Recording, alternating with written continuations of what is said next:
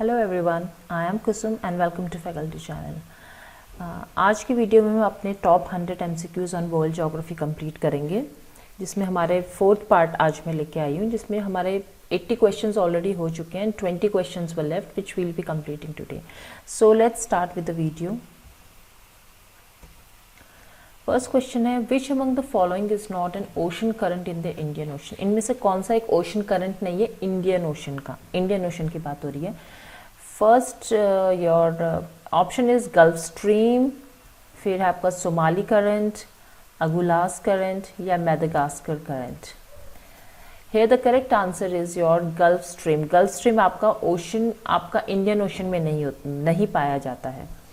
Second is which among the following statements is correct about ocean temperature. Ocean temperature के relation में कौन सा इनमें से करेक्ट स्टेटमेंट है? You have to tell this. The density of waters varies from latitude to latitude. जो water का जो डेंसिटी घनत्व होता है वो लैटिट्यूड टू लैटिट्यूड वेरी करता है। लैटिट्यूड यू ऑल नो, जो ग्लोब में हम देखते हैं लैटिट्यूड्स, तो वो अलग अलग लैटिट्यूड में अलग अलग होता है। In the areas of high salinity the ocean waters are of relatively lower temperature and vice versa. मतलब जहाँ पर ज़्यादा सैलिनिटी है, लवणता है जहाँ पर ज़्यादा, तो वहाँ पर ओशन करंट्स जो होते हैं वो उनका टेम्परेचर थोड़ा कम होता है। और सेम ऐसे ही इसका ऑपोजिट कि जहाँ पर कम होती है हाई सैलिनिटी, जहाँ पर कम होती है सैलिनिटी, वहाँ ओशन करेंट्स का टेम्परेचर हाई होता है। ये दोनों, या फिर let's see the options here, only 1 is correct, only 2 is correct, both 1 and 2 are correct, या neither 1 and 2 are correct. Here your correct answer will be only 1 is correct. A option is correct. Let's see the explanation of this. See, the Gulf Stream current is a warm ocean current जो आपका Atlantic ocean में मिलता है, और जो Somali current है वो cold है, मेडागास्कर करंट वार्म है, अगुलास करंट भी वार्म है, और ओशन करंट ये तीनों एक टाइप के ओशन करंट्स हैं जो आपको इंडियन ओशन में मिलते हैं। ओके, सेकेंड वाले का था the density of ocean current is mostly a function of its temperature and salinity. Yes, this is very much correct. और जो डेंसिटी है लैटिट्यूड की वो वेरी करती है एक लैटिट्यूड से दूसरे लैटिट्यूड में, और जहाँ जितनी हाई सैलिनिटी होगी ओशन करंट उसका रिलेटिवली हायर टेम्परेचर का होगा, एंड इसका vice versa. Next is which among the following statements are correct about human settlements. Human settlements के बारे में इनमें से कौन सा ऑप्शन करेक्ट है? The pattern of settlements varies from one part of the world to the other. जो pattern होता है सेटलमेंट का वो वर्ल्ड के एक पार्ट से दूसरे पार्ट में वेरी करता है, और जो इतना भी जोग्राफिकल एनवायरनमेंट है और इकोनॉमी है वो डिटरमाइन करता है किस पे, shape and the pattern of the rural settlement. Rural settlements की शेप और उसके पैटर्न पे डिटरमाइन करता है बहुत कुछ, क्या, जोग्राफिकल एनवायरनमेंट और उसका economy. So what is the correct answer here? Only 1, only 2, both 1 and 2, या फिर neither 1 and 2। Here your correct answer is A only. That is only 1 is correct. अभी हम आगे explanation देखेंगे। Which among the following are criteria for classifying an area as urban? कौन कौन से criteria है जिससे कि हम जो एरिया है पर्टिकुलर जगह, जो एरिया उसको हम अर्बन का स्टेटस देंगे। पॉपुलेशन डेंसिटी होनी चाहिए वहाँ की ज़्यादा, मिनिमम पॉपुलेशन थ्रेशहोल्ड कितना है, proportion employed in non agriculture sectors कितना है, एंड प्रेजेंस ऑफ एजुकेशन और हेल्थ सर्विसेज कितनी है। क्या ये चारों क्राइटेरियाज हैं या फिर इनमें से कुछ options? Let's see here, only 1 and 2 is correct, या फिर ओनली 2 and 3 इज करेक्ट, या 1, 2 and 3 इज करेक्ट, या all the 4 are correct. Here your correct answer is option number D, that is all the 4 options are correct here. Population density is also there, minimum population threshold, proportion employed in non-agriculture sectors, and presence of education or health services. See, पहले वाले का है कि pattern जो है settlement का are in the function of the interplay of several factors. उसमें से क्या है आपका nature of the settlement sites कहाँ पर हैं, जोग्राफिकल एनवायरनमेंट कैसा है वहाँ का, economy and the social condition, economy और सोशल कंडीशन कैसी है। तो ये सब फैक्टर्स एक इम्पॉर्टेंट पार्ट रोल प्ले करते हैं in the pattern of rural settlement. और जो पैटर्न होता है सेटलमेंट्स का वो वेरी करता है फ्रॉम वर्ल्ड, एक part of the world to another part. Next question का है the criteria for classifying an area as urban, उसके लिए कौन कौन से इंपॉर्टेंट चीज़ें हैं, उसमें आएगा आपका मिनिमम पॉपुलेशन थ्रेशहोल्ड, पॉपुलेशन की density, proportion employed in non-agricultural sectors और presence of infrastructure such as paved roads, electricity, piped waters और sewers कैसा है, infrastructure basically, और education और health services का कितना रोल है वहाँ पर, कितना इम्पोर्टेंस है वहाँ दी जा रही है एजुकेशन हेल्थ सर्विसेज को, ये सब इम्पोर्टेंट पॉइंट्स हैं। Next is which among the following tribes are predominantly known for their hunting skills, कौन सी ट्राइब्स ऐसी हैं जो कि पहले से ही हंटिंग स्किल्स में बहुत डोमिनेटिंग रही हैं। बुशमैन हो गया आपका, या north American Eskimos. The options here are only one, only two, both 1 and 2, या neither 1 and 2. The correct option here is your option number C, both 1 and 2 are correct. The next question is which among the following statements are correct about timber? Timber के लिए कौन से statements इसमें correct हैं? US is the leading producer of paper. US सबसे lead कर रहा है पेपर प्रोडक्शन में, और इस उनके अकॉर्डिंग जितना भी ग्लोबल प्रोडक्शन है उसका 35% यूएस में ही प्रोड्यूस किया जाता है। सेकेंड ऑप्शन, सेकेंड स्टेटमेंट है the leading exporters of paper in the world are, सबसे ज़्यादा एक्सपोर्टर्स कौन से हैं पेपर के? Canada, Sweden and Finland. तो इसमें आपको बताना है option 1 is correct, 2 both 1 and 2, या neither 1 and 2। Here your correct answer is both 1 and 2 are correct. US producer है, सबसे ज़्यादा प्रोड्यूस करता है पेपर, और कनाडा, स्वीडन एंड फिनलैंड ये लीडिंग एक्सपोर्टर्स हैं पेपर के। सी बुशमैन हंटर, बुशमैन जो हैं वो हंटर्स हैं साउथ अफ्रीका के, इनको excellent tracking and stalking skills के लिए भी जाना जाता है। ये आजकल confined are to the barren and inhospitable desert of Kalahari. Kalahari desert में अभी आजकल these days they are in Kalahari desert.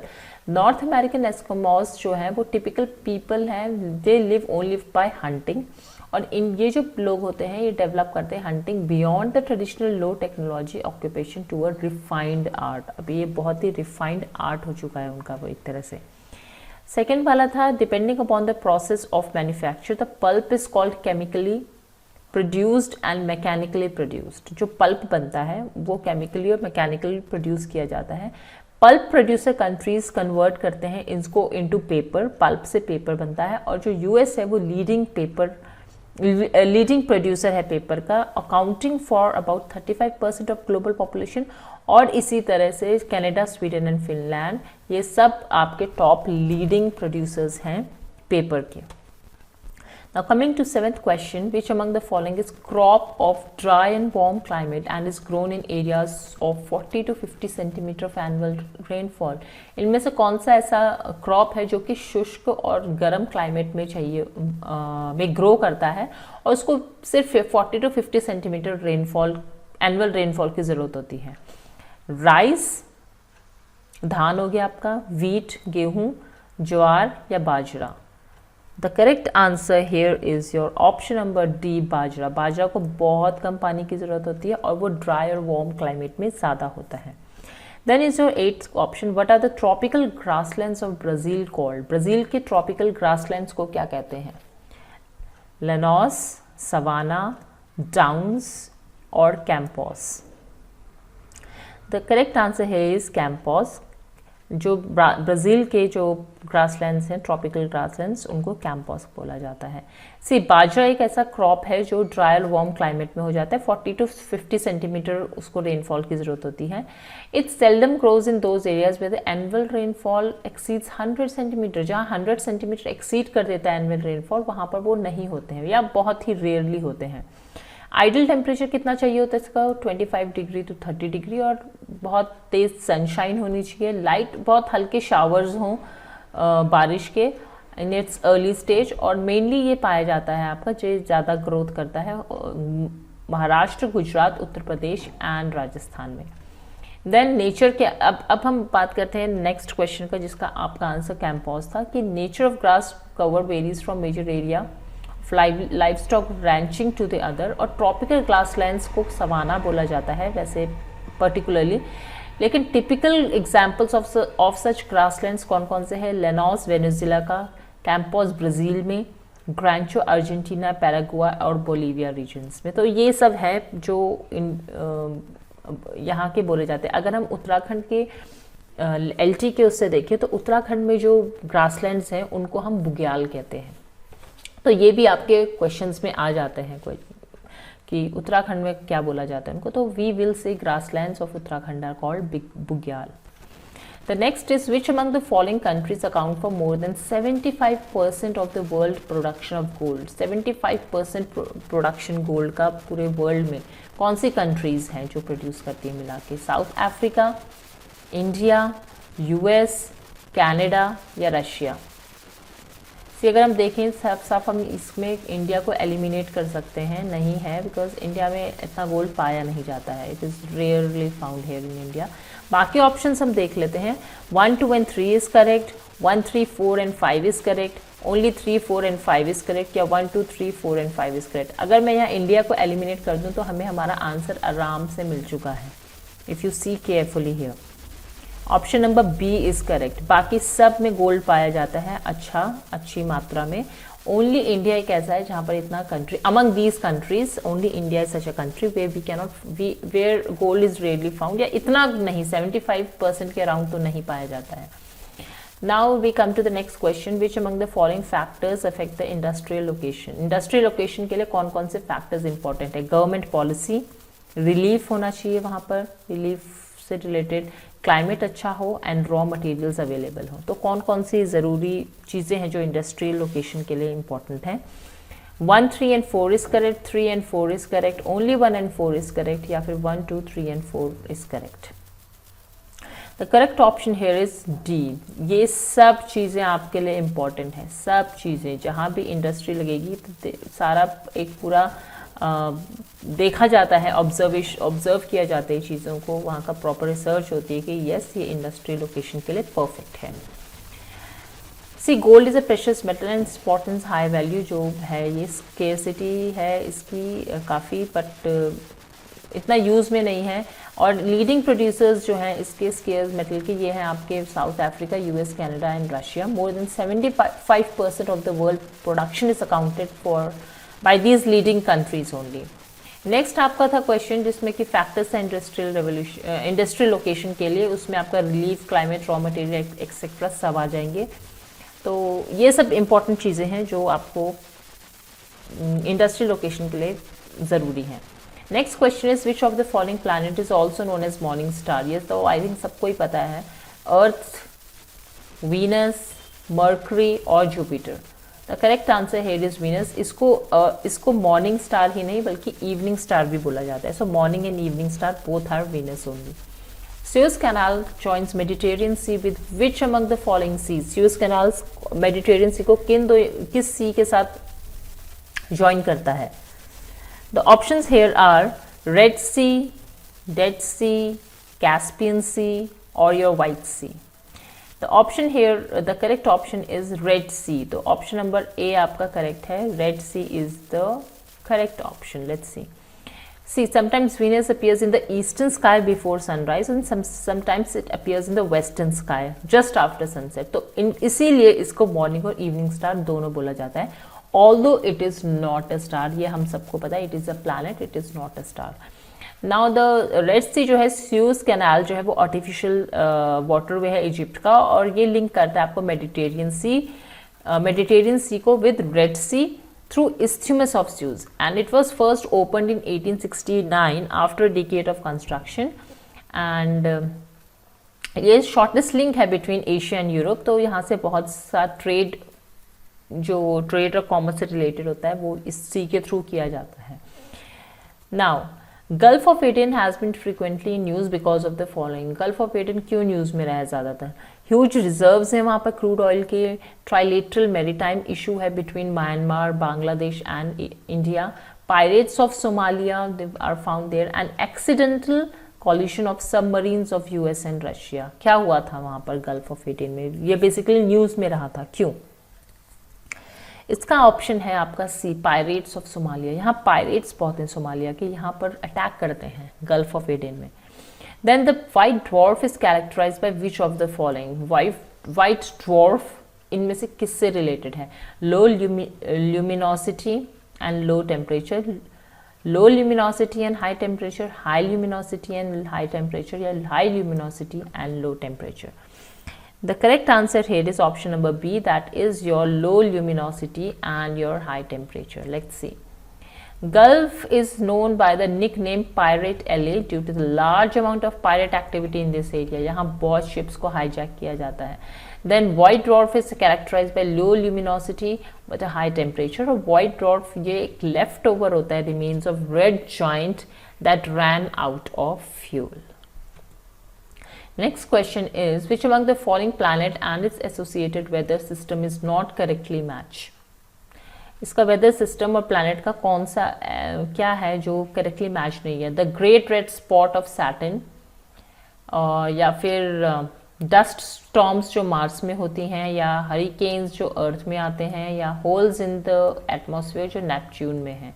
इनमें से कौन सा करेक्टली मैच्ड नहीं है? The correct answer here is A. This is the right option because ये दोनों कहीं से भी मैच नहीं करते हैं. Let's see later what is the explanation. Next question is, which is the nearest major galaxy of the Milky Way? सबसे पास का गैलेक्सी कौन सा है मिल्की वे का? I think people might be knowing this answer. Let's see. Dwarf galaxy, Whirlpool galaxy, Andromeda galaxy, या Sombrero galaxy? The answer here is your C, Andromeda galaxy. ये सबसे पास नियर बाय गैलेक्सी है of your Milky Way. देखिए जो Great Red Spot है is a giant spinning storm, anticyclone कहते हैं उसे, जो कि जुपिटर के एटमॉस्फेयर में होता है, सैटर्न के एटमॉस्फेयर में नहीं होता है. And Andromeda galaxy nearest major galaxy है मिल्की वे के. It is spiral galaxy approximately 1.2 million light years away from the Milky Way galaxy. Now question number 17 is, how many constellations are there in the universe? कितने constellations हैं universe में? 120, 88, 50 या फिर 108? The correct answer here is your option number B, 88. 88 is your correct answer. इतने constellations हैं पूरे universe में. Which among the following statements are correct about confluence? Confluence के बारे में क्या correct है इनमें से? confluence की Hindi I don't know. Let's see what is here. It occurs where two or more flowing bodies of water join together to form a single channel. जहाँ पर दो या उससे ज़्यादा जो वाटर बॉडीज़ हैं वो एक साथ ज्वाइन करती हैं एक सिंगल चैनल बनाने के लिए. और देवप्रयाग जो इंडिया में है उसे the Genghis river originates at the Confluence of the Bhagirathi and Alaknanda. अच्छा कॉन्फ्लुएंस का I am telling you the इसका जो हिंदी होता है उसे संगम कहते हैं. तो ये बोल रहा है कि जहाँ पर दो या दो से ज़्यादा जो वाटर बॉडीज़ हैं वो एक साथ ज्वाइन करके एक सिंगल चैनल बनाती हैं, उसको वो वहाँ पर होता है कॉन्फ्लुएंस. और या देवप्रयाग जो है इंडिया का, वहाँ पर जब भागीरथी और अलकनंदा एक साथ मिलते हैं तो वो कॉन्फ्लुएंस बनाते हैं और आगे जाके उसको गंगा बोला जाता है. देवप्रयाग के आगे उसे गंगा बोला जाता है. Now option number 1 is correct, option number 2 is correct, both 1 and 2 is correct, या नीदर 1 and 2 इज करेक्ट. अगर हम देखें तो ये जो क्वेश्चन है ये आपके उत्तराखंड के LT लेक्चरर और PCS के पॉइंट ऑफ व्यू से बहुत इंपॉर्टेंट हो जाता है, क्योंकि इसमें ये इस टाइप के क्वेश्चन जो हैं वो आते हैं, इस टाइप के question. So let's see the answers here. Sorry, the correct answer पहले मैं आपको बता दूं, here is your C option, that is both 1 and 2 are correct. Now coming to this here explanation. 88 constellations हैं इंटरनेशनल एस्ट्रोनॉमिकल यूनियन ने जो recognise करे हैं, और उसके कुछ एग्जाम्पल्स हैं जैसे Canis Major, Gemini, Libra, Orion etcetera. यहाँ पे देखिए कॉन्फ्लुएंस जो है इज अ पॉइंट पे two or more flowing bodies of water join to form a single water channel. और देवप्रयाग जो जहाँ पर रिवर भागीरथी और अलकनंदा का कॉन्फ्लुएंस बनता है, संगम होता है, वहाँ से आगे इन दोनों के संगम को हम गंगा कहने लगते हैं.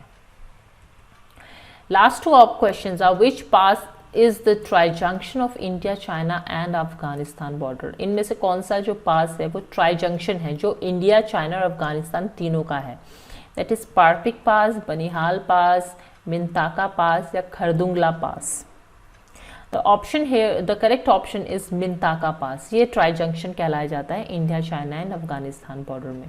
विच among the following statements is not correct about mesosphere? Mesosphere के बारे में इनमें से कौन सा करेक्ट नहीं है? It is an intermediate layer beyond the ozone layer. The temperature intermediate layer है ओजोन लेयर के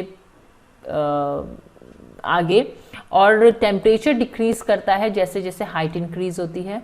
और ये लेयर जो है आइडियल है फॉर फ्लाइंग एरोप्लेन्स, और इसका जो एल्टीट्यूड है वो 80 kilometre from the earth surface है, उसके ऊपर है। तो इसका आपको बताना है कौन सा करेक्ट नहीं है।